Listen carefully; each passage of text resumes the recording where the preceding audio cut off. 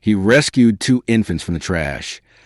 And 20 years later, an unexpected event occurred that transformed his life. Elias had always dwelled in the shadows of the city, a man with a wiry frame, a silver beard, and tired eyes. He roamed the alleys and sidewalks with a quiet dignity that most overlooked, clad in a weathered green jacket and a knit hat far too thin for winter.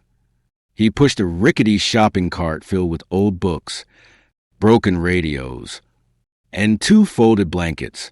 To most, Elias was invisible, yet his mind remained sharp, and his heart hadn't turned cold, even though the world had given him every reason to do so. Once, he was a skilled repairman. Years ago, Elias owned a small radio repair shop off Roosevelt Avenue. The shop was cluttered with wires and screwdrivers, always smelling of solder and dust. It wasn't glamorous, but it was honest work, and Elias loved it. He had a wife named Norrin, warm, graceful, with a laugh that lit up every corner, and a son named Peter, who once called him the smartest man in the world. But everything changed when Norrin fell ill.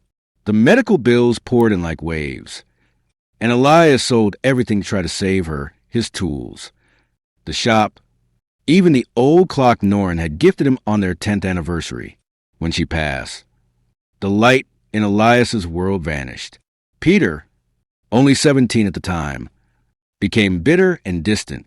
They fought, words were exchanged, and one day Peter left. The city swallowed him without a goodbye. That was the day Elias stopped fixing things. Instead, he started walking every morning.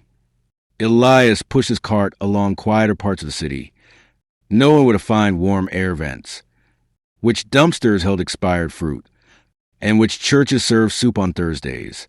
He never begged, never complained. That was simply who Elias was.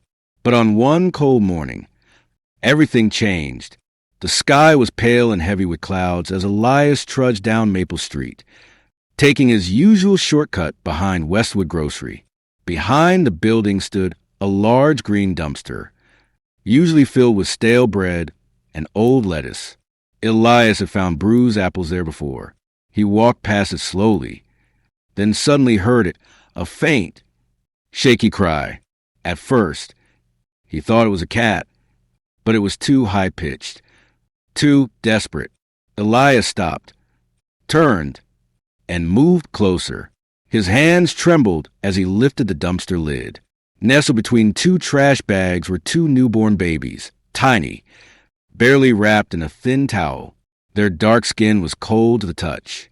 One, a boy, was crying softly.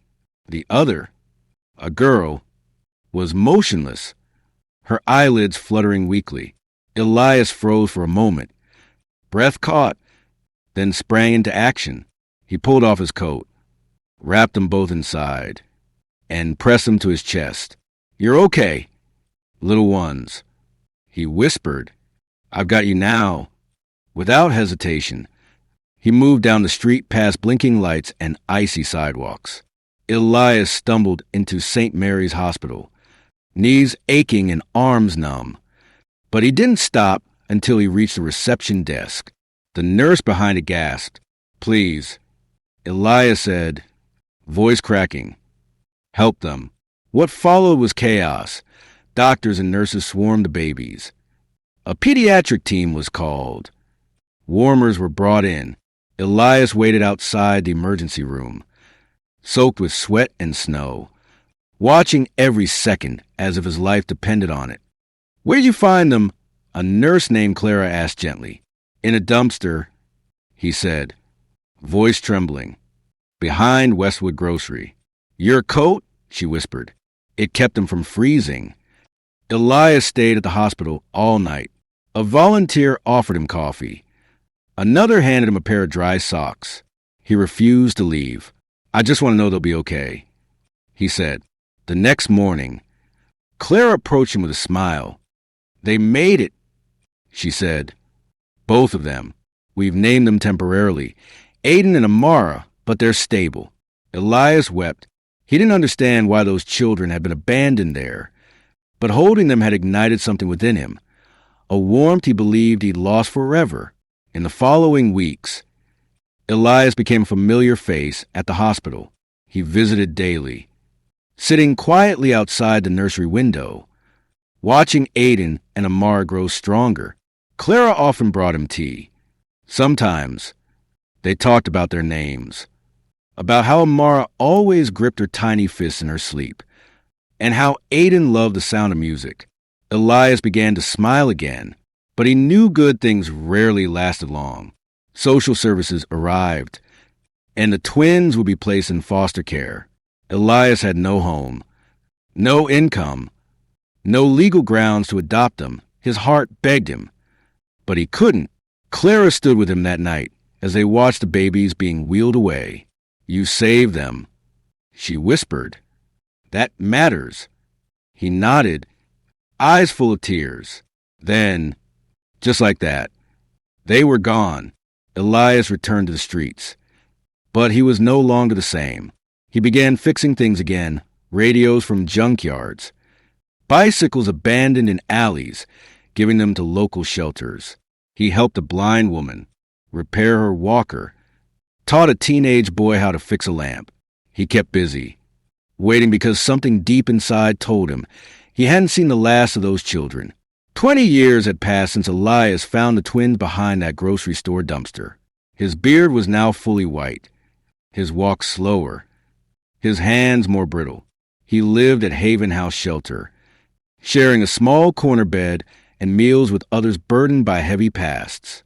His life had never quite healed, but in simplicity, he found a strange peace, fixing broken flashlights for fellow residents, making toys from scrap, offering advice to young men on the brink of falling through Susak's cracks. Every year on November 3rd, Elias returned to the alley behind Westwood Grocery, not to relive that moment, but to honor it. He would leave behind something warm, a scarf, a baby blanket, a pair of mittens, as a thank you to the moment that reminded him his life once had purpose. He didn't know what became of the babies. Sometimes he imagined they were living quietly with a kind family. He didn't long for greatness, just safety, a roof, a warm meal, a bedtime story. But he never expected what came next. It all started with a letter delivered in an envelope with gold trim. The name on the front read, "Simply Mr. Elias Franklin." Inside, on parchment-like paper, was a handwritten message. "Dear Mr. Franklin, you once saved 2 lives. We never forgot you. You are invited to be our guest of honor. Please come to the Riverside Banquet Hall on December 12th at 6 p.m. No formal attire required. Just bring yourself." There was no signature. Elias thought it was a mistake. He hadn't been invited anywhere in decades. But something about the handwriting felt familiar. On December 12th, that evening, Elias wore his cleanest button-down shirt, a navy blue coat gifted by a shelter volunteer, and polished his old shoes with tissue and hand lotion.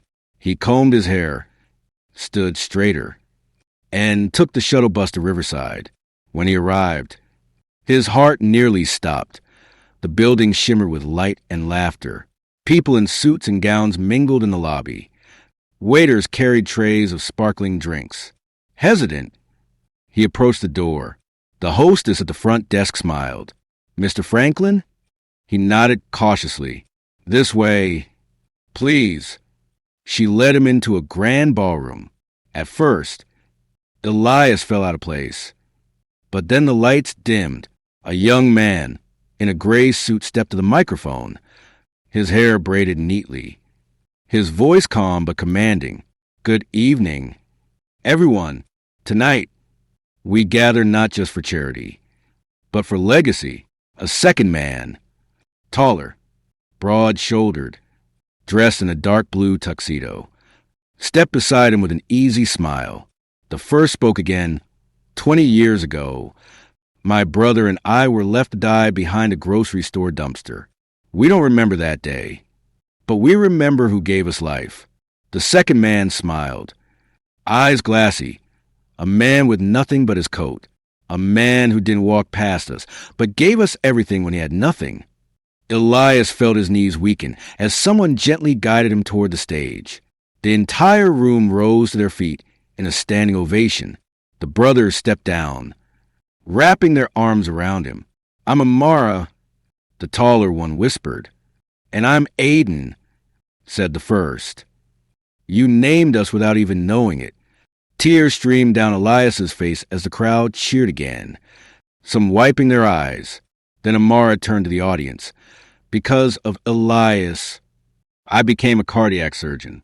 And Aiden here, a structural engineer who just launched his own nonprofit to build affordable homes." Laughter and applause erupted.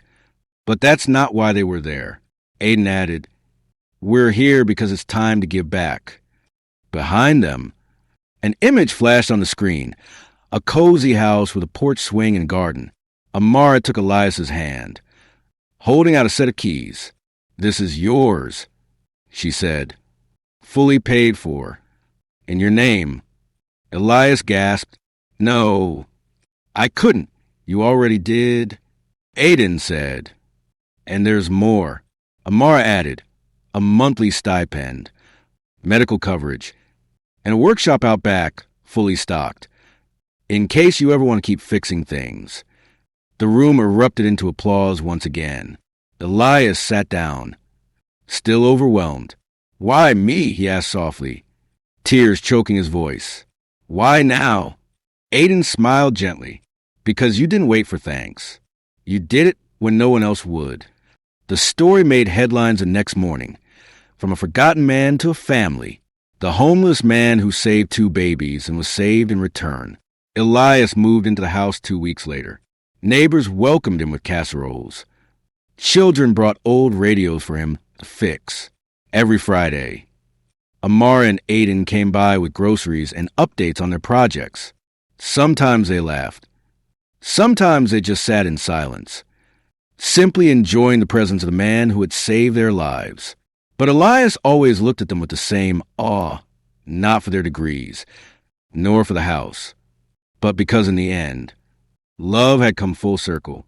The man who once rescued 2 abandoned babies from a dumpster was now surrounded by warmth, dignity, and family. If you enjoyed the story, don't forget to give it a thumbs up and subscribe for more emotional, dramatic, and unexpected tales. And let us know in the comments, where in the world are you watching from?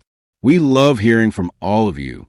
Until next time, stay kind, stay curious, and keep watching.